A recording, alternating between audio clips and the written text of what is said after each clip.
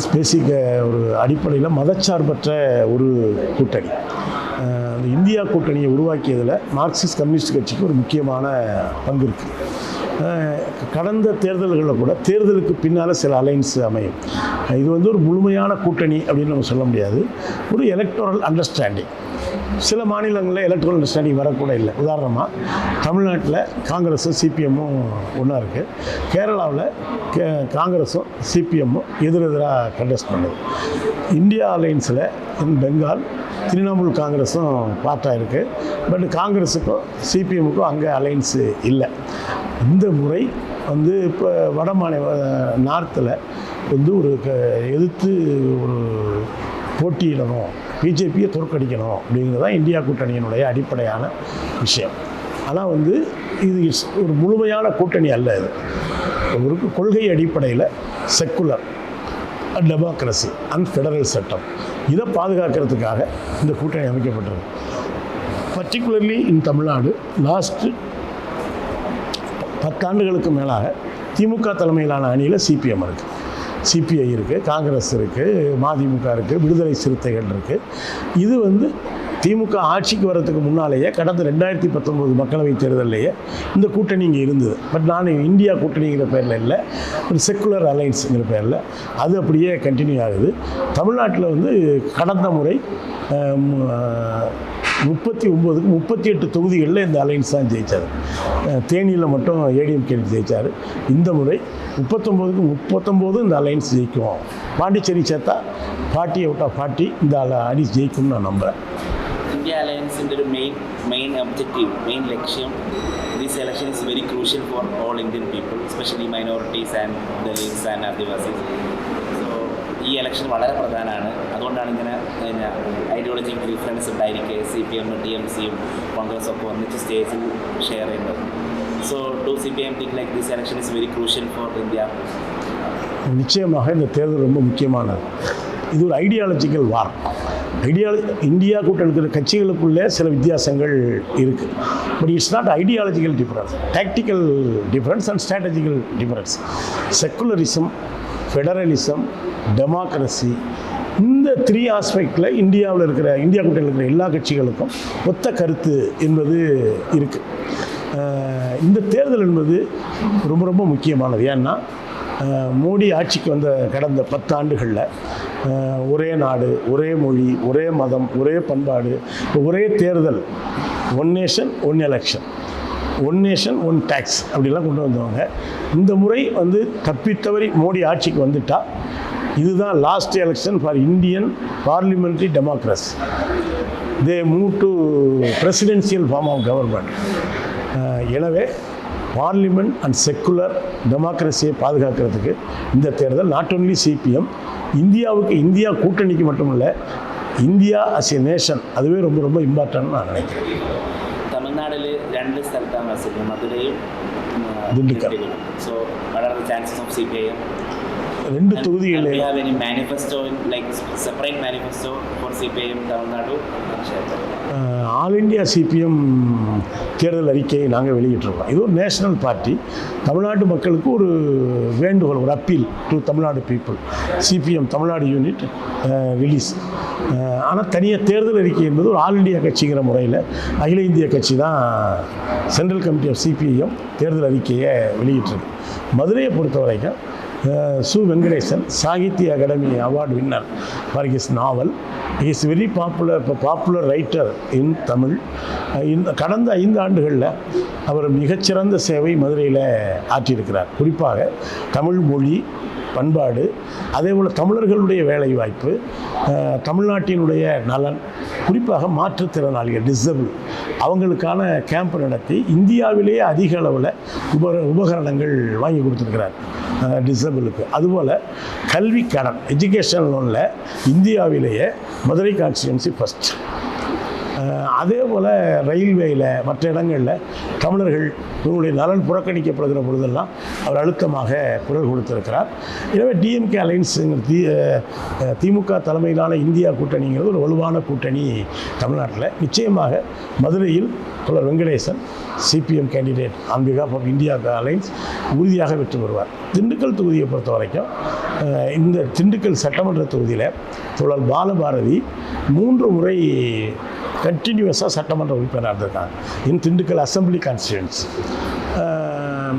அதே போல் பழனி கான்ஸ்டியூன்சியில் ஒரு 3 times CPM வந்து சட்டமன்ற உறுப்பினராக எம்எல்ஏவாக இருந்திருக்கிறோம்.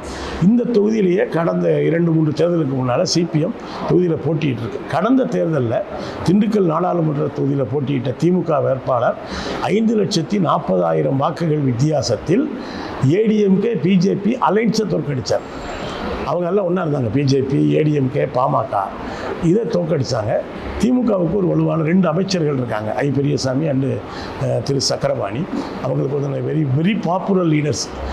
சிபிஎம் ஆல்சோ ஏ பாப்புலர் பார்ட்டி இன் திண்டுக்கல் டிஸ்ட்ரிக்ட். இதை பொறுத்த வரைக்கும் உறுதியாக ஆர் சச்சிதானந்தம் வெற்றி பெறுவார் என்பது. இதில் வந்து எதிர்த்து போட்டி போடுறதில் ஏடிஎம்கே ஸ்ட்ரைட்டாக கண்டெஸ்ட் பண்ணலை. எஸ்டிபிஐ கேண்டிடேட் திரு நெல்லை முபாரக் ரெட்டலை சின்னத்தில் போட்டி போடுறார். அவர் வந்து அந்த சின்னத்தை ஹையர் பண்ணியிருக்கிறார், அதில் போட்டி போடுறாரு. ஆனால் இதே ஏடிஎம்கே வந்து அந்த என்ஆர்சி சிசிஏ வந்து ஆதரித்தது. இப்போ அவர் எதிர்த்தார், எஸ்டிபிஐ அதை எதிர்த்தது. 2 பேரும் வந்து அந்த சிஏஏவை ஆதரித்த ஏடிஎம்கே அலையன்ஸில் தான் அவர் நிற்கிறாரு. பிஜேபி அலையன்ஸில் பாமக நிற்கிது. பாமகவும் சிஏஏவை ஆதரித்து ஓட்டு போட்ட கட்சி. பிஜேபி கம்யூனல் ரிசர்வேஷனே கூடாது என்று சொல்கிற ஒரு கட்சி. பாமக ஒரு குறிப்பிட்ட பர்டிகுலர் செக்ஷனுக்கு ரிசர்வேஷன் கேட்குற கட்சி. There bundle of contradiction in opposite alliance. CPM candidate mister Sachidanandam கடந்த முறையைப் போலவே பல லட்சம் வாக்குகள் வித்தியாசத்தில் வெற்றி பெறுவார். இல்லை, களத்தில் எதிரிகளே இல்லை, no opponents in the field. So he will easily win in the Tindukal constituency. So and regarding SDPI, so in CPIM, we are like SDPI is a fundamentalist organization, Muslim fundamentalist organization. So നിങ്ങൾ കാണുന്ന SDPI ഒരു political party ആയിട്ടാണോ അല്ലെങ്കിൽ fundamentalist organisation, അങ്ങനെ ഒരു debate ഉണ്ടോ? അങ്ങനെ ഒരു SDPIയെ കുറിച്ചുള്ള ഈ ഫണ്ടമെന്റലിസ്റ്റ് ഓർഗനൈസേഷൻ എന്നത് അക്യൂസേഷൻ ഇസ്ലാമോഫോബിയാണെന്നാണ് അവർ പറയുന്നത്. ഞങ്ങളൊരു പൊളിറ്റിക്കൽ പാർട്ടിയായിട്ട് കണ്ടാൽ മതി. So as a senior politician and editor of a newspaper, so what is your opinion on that? இல்லை, எஸ்டிபிஐ வந்து பார்ட் ஆஃப் த பாப்புலர் ஃப்ரண்டாக இருந்தால் கூட கேரளாவில் இருக்கிற அளவுக்கு ஒரு எக்ஸ்ட்ரீமிஸ்ட் இது இங்கே கிடையாது. எஸ்டிபிஐ வந்து ஒரு மாடரேட்டாக தான் தமிழ்நாட்டில் கிவ் த பேஸ். அதனால் வந்து நம்ம சிபிஎம்மை பொறுத்த வரைக்கும் அந்த ஃபண்டமெண்டலிசம் மைனாரிட்டி இதில் இருந்தாலும் சரி, மெஜாரிட்டி ரிலீஜனில் இருந்தாலும் அதை நாங்கள் உறுதியாக எதிர்த்து போராடுறோம். பட் எஸ்டிபிஐ வந்து அப்படி ஒரு இதை இங்கே வைக்கலை, ஒரு ஃபண்டமெண்டலிஸ்ட் பிரின்சிபல் வைக்கலை.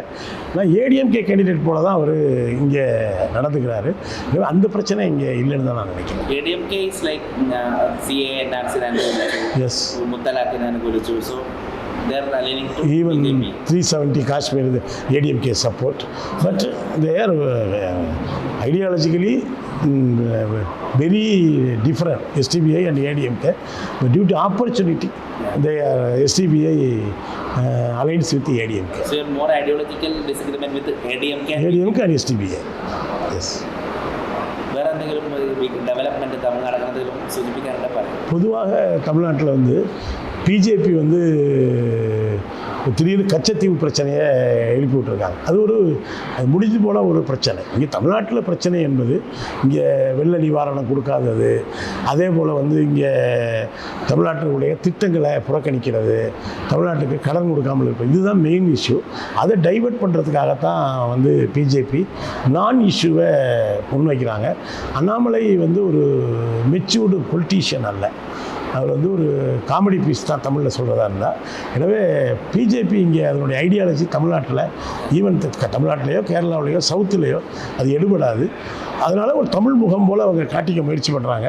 அது வெற்றி பெறாது அப்படிங்கிறது தான். இந்த தடவை சவுத் தமிழ்நாடு உட்பட அந்த தென் மாநிலங்கள் மட்டும் இல்லை, வட மாநிலங்கள் கூட சமீபத்தில் வர்ற கருத்து கணிப்புகள் மோடிக்கு ஆட்சிக்கு ரொம்ப 200 250 சம்திங் தான். ஆரம்பத்தில் 400 450 சொன்னாங்க. இப்போ அப்படி இல்லை, நிலைமை மாறி இருக்குது. நாட் ஓன்லி இன் தமிழ்நாடு, இந்திய அளவிலேயே இந்தியா கூட்டணி மகத்தான வெற்றி பெறும் என்ற வாய்ப்பு இருக்கிறத நான் நினைக்கிறேன்.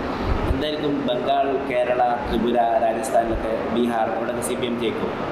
நிச்சயமாக கேரளாவில் வந்து கடந்த முறை போல் இருக்காது நிச்சயமாக. ஏன்னா இந்த அரசு மீது சப்சிக்வெண்ட்டாக கேரளாவில் உங்களுக்கு தெரியும், தொடர்ந்து 2 முறை வந்து ஒரு கட்சி ஆட்சிக்கு வர்றதில்லை. ஒரு தடவை காங்கிரஸ் வந்தால் இன்னொரு தடவை LDF போகிறோம்.